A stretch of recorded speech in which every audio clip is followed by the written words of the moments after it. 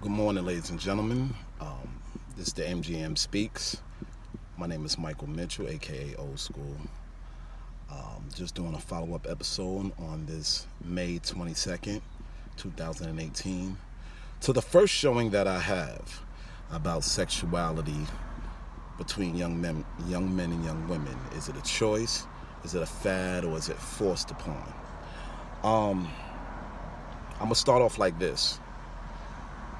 I was hoping to get more comments and more views from everybody, and I didn't receive much on the page, but I did receive outside views and people that spoke to me, friends that came up to me when I told them what my show was about, and a lot of them did view it, but they never comment. But they did speak to me personally.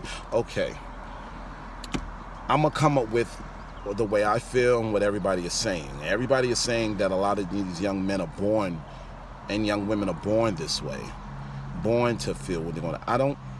My personal opinion, I do not think it's born that way. I think it's a choice. I think it's what's forced upon the kids because that's what they know through these cartoons, through what they see in everyday life, what they see in the world. They choose who they want to be with at a young age. Do you realize that these kids got more choices than ever? It's like they can be whoever they want to be. They can do whatever they did. Again, I say if there's no structure, there's chaos. And so I don't see parents speaking on that as they should, because they want their children to grow up happy, to be independent, self-sufficient, and to understand their choices.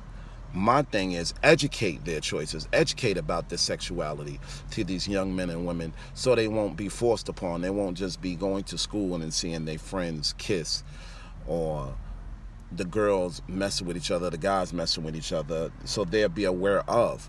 Because if they're not taught to understand what it means for a young boy to deal with a young boy, or what it means for a young girl to be with a young girl, and not saying there's consequences, but there is actions to their choices and how people are going to view them. And it's still a stigma of, not saying racism, but people are going to think of the difference.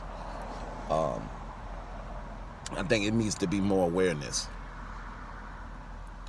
I look at my son, he's 5, and in his schools, boys are messing with little boys, and I noticed it. It's shown.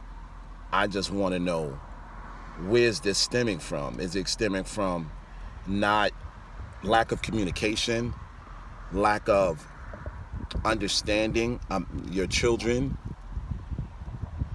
I think we need to really hone in on spending more time with our kids and building and communicating at a young age, because they're learning these sexual preferences within the schools. Once they leave you, they have views. These kids have the internet now, so they can learn about all different kind of sexuality, pansexual, this sexual. They're learning about all this and teaching us, because at a click of a button, they can learn anything. So my gift to you is, since we are the parents, we need to put more time into our youth so they can understand their choices when they make them, not forced upon. Like, I was just looking at a Facebook post today, and a young teacher has a picture, and he's gay, has a picture of his husband on the desk, and they were kissing on his desk, and kids was asking him, hey, is that your husband, or what is that? Just asking him questions. And should it be a question the kids to ask, or should that teacher have that on that desk? Me, no, because you're giving the kids the art of wondering. Y'all already took, I'm not going to even go there, already took Bible out of school, so there's no biblical sense in school. I can understand the difference. There's so many different spiritual lanes to go into, so you don't want to make that battle. But still, though, I know what you're doing, but kids are answering questions, especially our young black men are answering questions every day about just being black.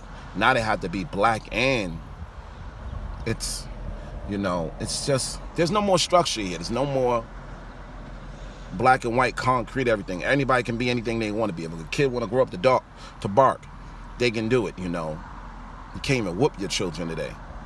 You know what I'm saying? Without the system or the government telling you what you can and can't do with your own children in your own home. Today, ladies and gentlemen, educate your kids on sex as early as possible. Educate your kids on feelings, on love, and who should they feel, who should they love. Because at the end of the day, they're going to go with what's comfortable and what's the fad and what's the norm in their circumference, in their pie. And that's just a fact. A lot of young men and women come from single family homes. Whether it's more so the woman or the man, they learning mostly one side of things, not getting a whole surrounding. So I'm saying to the young men and to the men and women that have children that has these questions, or the kids that have these questions and don't know how to ask, we bring it up to our young men and women, because there needs to be a dialogue. There needs to be some sort of communication within the homes so they can truly understand their choices when it comes to sexual preference. It doesn't have to be forced upon them when we force the conversation ASAP. And I'm going to end this with this. This is not something that we should do now. This is something we should do right now with our kids, because we're leaving a thing of chance and leaving a space out there for them to just go any direction, and that may not be them. They're just joining a certain clique just to feel accepted. That's another thing. They may feel accepted on that side. So let's communicate with our kids right now. This is MJM Speaks. Talk to y'all later. Enjoy.